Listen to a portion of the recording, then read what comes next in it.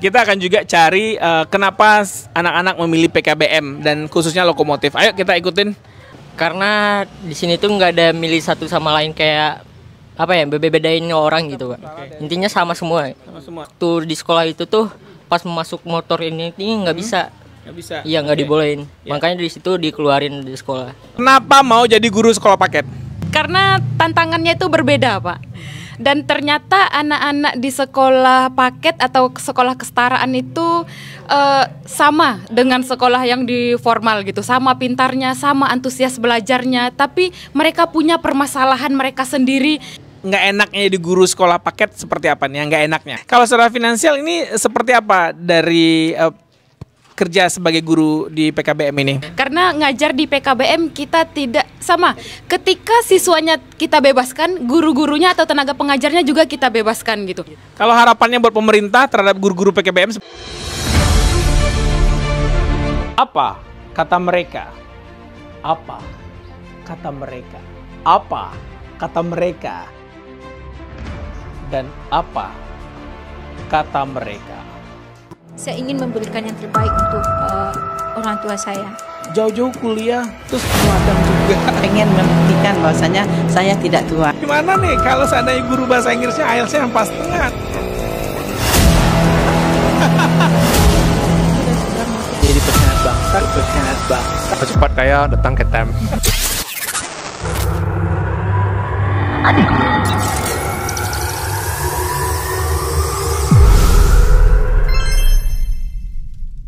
Kita akan juga cari kenapa anak-anak memilih PKBM dan khususnya lokomotif. Ayo kita ikutin. Nah, kali ini saya sudah bersama salah seorang dari siswa PKBM lokomotif. Kenalan dulu, namanya siapa? Nama saya Ilham, Pak. Ilham. Nah, Ilham ini berkebutuhan khusus ya? Iya, Pak. Berkebutuhan khusus dan alhamdulillah juga bisa. Jadi sekolah di PKBM-nya juga inclusive education. Jadi ini disukai sama Australia nih ya. Karena sudah sekolah sudah menjangkau kepada orang-orang yang berkebutuhan khusus. Two thumbs up untuk PKBM lokomotif. Nah, kenapa memilih PKBM lokomotif? Karena di sini tuh nggak ada milih satu sama lain kayak apa ya, beda-bedain orang gitu, Pak. Intinya sama semua. Sama semua. Dulu waktu sekolah SD itu di mana waktu itu? Waktu itu dekat rumah sih, Pak. Rumah. Iya. SD no formal berarti ya? Iya. Formal. Nah, ini mendapatkan perbedaan nggak di SD negeri atau sekolah formal dengan sekolah PKBM lokomotif ini? Iya, ada perbedaan di sini kan semua gurunya juga baik. Di situ dulu tuh kena apa sih, Pak? Waktu di sekolah itu tuh pas masuk motor ini nggak bisa. Nggak bisa. Iya, nggak dibolehin. Ya. Makanya di situ dikeluarin di sekolah. Oh iya. Nah, ini dia salah satu potret pendidikan di Indonesia belum ramah terhadap orang-orang difabel ya. Nah, ini buktinya di sekolah PKBM ini kita melihat bahwa ini sangat gampang diakses bagi orang-orang yang berkebutuhan khusus seperti Ilham ini. Nah, kalau di luar negeri ini menjadi perhatian besar. Semua public facility itu harusnya mampu diakses oleh semua orang. Apakah dia berkebutuhan khusus atau enggak. Nah, seperti motor Ilham ini tidak bisa masuk sekolah negeri, maksudnya sekolah yang lama, dan akhirnya Ilham bersekolah di sekolah PKBM yang bisa diakses. That's fine. Nanti cita-citanya mau jadi apa nih, Ilham? Mau jadi pengusaha sih, Pak. Pengusaha. Oke, nanti ambil sekolah kuliah, sekolah bisnis ya. Iya, Pak. Oke, thank you Ilham. Kita coba lagi cari student PKBM yang lainnya ya. Satu lagi siswa PKBM yang berkebutuhan khusus. Nah, ini gimana Ibu? Kenapa kakak atau panggil kakak aja ya? Nah, kenapa milih sekolah di PKBM? Waktu itu di SD di komplek itu tamat nggak dapat paket A, lanjutan paket A sini. Gitu, nggak dapat sekolah di sekolah SMP waktu itu? Ya, belum betul taman SD kelas 6 tuh nggak ada. Betul agak lemah, udah tuh nggak ada lanjutan ambil paket A lagi. Paket B. Ya. Sekarang paket B atau paket C? Paket B. Paket B ya. Nah, ini dengan waktu di SD ini sempat karena berkebutuhan khusus ya. Nah, ini bagaimana di sekolah waktu itu memperlakukan? Nggak baik. Guru-gurunya ramah, SD-nya tuh gitu aja. Sekarang usia berapa? Mohon maaf. 31. Nah, jadi ini yang bukan usia sekolah juga bisa mendapatkan ijazah paket B di sini dengan usia 31 tahun tapi tetap bersemangat menempuh pendidikan ya. Nah, ini sekarang profesinya apa nih? Buat kue di rumah. Oke. Kan kue-kue ke kadai-kadai. Oke. Nah, jadi di hari karena kalau PKBM ini cuma 3 jam dalam sehari ya, dan itu 3 hari, sisanya bisa bikin tetap melakukan kegiatan-kegiatan produktif seperti bikin kue diantar ke warung-warung. Baik, semangat terus belajarnya. Nanti habis paket B langsung ke paket C ya. Nanti habis itu jadi pengusaha kue yang dibina oleh UMKM, Kementerian UMKM. Nanti udah dibina UMKM belum ya? Belum. Belum ya? Belum. Sudah punya izin usaha? Belum. Belum. Nah, ini buat Kementerian Koperasi Sumatera Barat. Ini merupakan perlu dijangkau ya. Mobil layanan itu perlu menjangkau lagi ke grassroots dari masyarakat sendiri sehingga mampu untuk memiliki usaha yang berizin ya, sehingga teman-teman juga bisa mendapatkan pelatihan untuk kemajuan usaha di masa mendatang. Oke, kita coba lihat gurunya. Kita coba wawancara dengan gurunya. Ayo. Well, guys, kali ini kita bersama tutor-tutor keren atau guru-guru keren dari PKBM Lokomotif yang sudah mendidik siswa-siswa PKBM. Kita kenal dulu ya, ini dengan Ibu siapa? Perkenalkan, saya dengan Sela. Di PKBM Lokomotif itu saya ngajarnya IPA dengan matematika. Oke. Saya Sarah Khalidah, ngajarnya Bahasa Indonesia. Saya Resti, ngajarnya Ekonomi sama IPS. Di C, paket B? Paket C dan paket B. B dan C. Oh, B dan C juga? Iya, B dan C. Nah, ini kenapa mau jadi guru sekolah paket? Kenapa mau jadi guru sekolah paket? Karena tantangannya itu berbeda, Pak. Dan ternyata anak-anak di sekolah paket atau sekolah kesetaraan itu sama dengan sekolah yang di formal gitu. Sama pintarnya, sama antusias belajarnya. Tapi mereka punya permasalahan mereka sendiri yang membuat kita merasa tertantang gitu. Kenapa?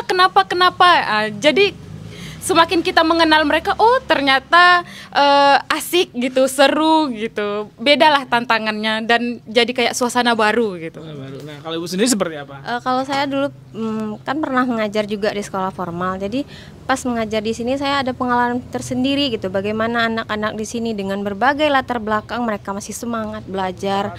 Ada yang berkebutuhan khusus, ada yang masalah keluarga atau finansialnya, tapi semangat mereka itu tinggi untuk belajar.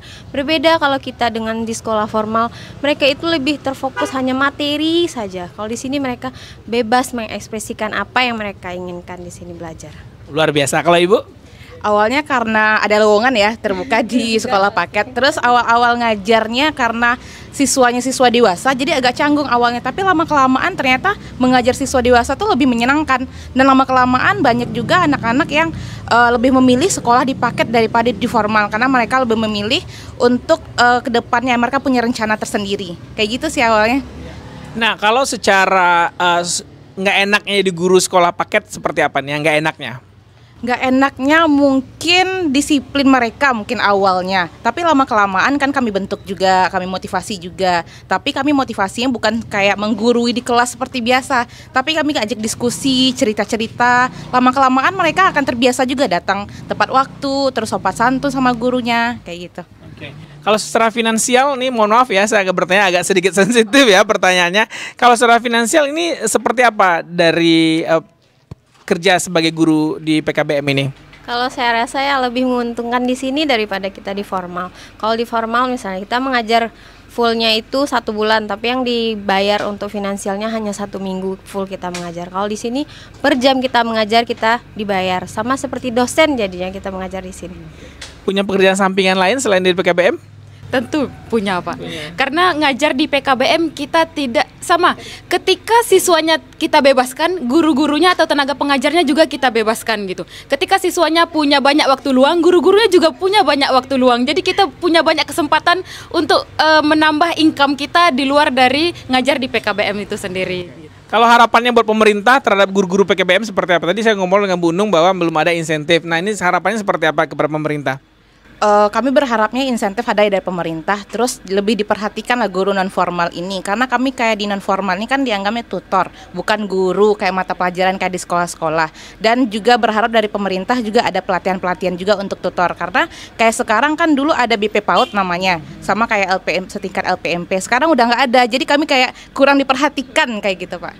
Oke, sama? Ya wadahnya mungkin lebih difasilitasi untuk kami para tutor kesetaraan. Oke. Kalau ini alumni mana sih kalau boleh tahu S1-nya? Kalau saya S1 Pendidikan Kimia di Universitas Negeri Padang. Oke.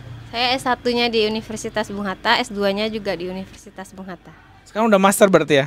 Luar biasa, guru PKBM master loh. Yang ketiga? S1-nya S3 PGRI Pendidikan Ekonomi. Oke. Nah, kesempatan juga terbuka lebar bagi Anda teman-teman guru PKBM ini untuk mengapply beasiswa ya. Beasiswa yang ada beasiswa Australian World Scholarship, ada juga beasiswa LPDP. Dan ini perlu bisa kita buat isunya bahwa guru-guru PKBM juga berpotensi untuk lanjut studi. Nah, saya dari Tam Language Center akan mewadahi ini. Ya, kita coba nanti IELTS ya, sebagai IELTS itu sebagai sebagai satu kunci ya untuk bisa mengapply beasiswa S2 atau beasiswa S3 nanti tentunya. Oke, pesannya buat masyarakat yang masih memandang sebelah mata PKBM apa nih? Bu Sela dulu deh. Pesannya sekarang itu sekolah di PKBM itu lebih menyenangkan untuk anak itu sendiri gitu. Anak tidak terfokus hanya untuk belajar materi-materi aja yang mereka belum tentu suka. Banyak minat, bakat atau potensi anak di luar dari akademik gitu. Dan itu yang harus kita gali, dan di PKBM lah mereka bisa mendapatkan jati diri mereka itu gitu. Luar biasa. Kalau Ibu gimana? Kalau saya untuk masyarakat di luar sana yang masih menganggap sekolah pendidikan kesetaraan itu masih seperti dulu yang dimana hanya ujian, tapi di sini anak-anak juga belajar bagaimana di formal mereka belajar, di sini juga mereka belajar dan bisa mengembangkan potensinya di luar jam sekolah yang di formal full. Di sini kita hanya 3 kali dalam seminggu. Oke, kalau ini gimana? Menurut saya, bagi masyarakat, sekolah paket itu sekarang adalah sebuah pilihan. Jadi sekolah paket ini nggak hanya anak-anak yang bermasalah aja ada di dalamnya, tapi anak-anak yang punya planning masa depan tersendiri, atau mereka yang atlet atau punya rencana tersendiri, mereka bisa menjadi pilihan di sekolah paket ini. Ya, well done.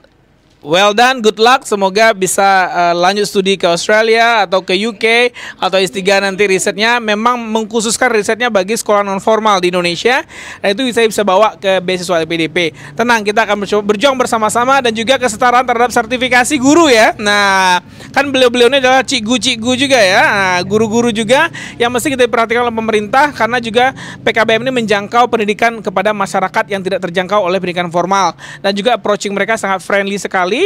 Sehingga menjadi pilihan yang tepat bagi anak-anak yang pengen sekolah dan punya kebebasan untuk mengembangkan minat dan bakat, tidak terhukum dengan full day jam 7 pagi sampai jam 4 sore, and then dilanjutkan di bimbel-bimbel sampai jam 9 malam, dan tugas yang menumpuk sehingga anak-anak gak punya waktu untuk bermain, menggali potensinya, dan juga yang paling terpenting adalah belajar agama. Belajar agama masing-masing ya. Agama Islam, kapan ngajinya lagi, kapan dia mengulang hafalannya.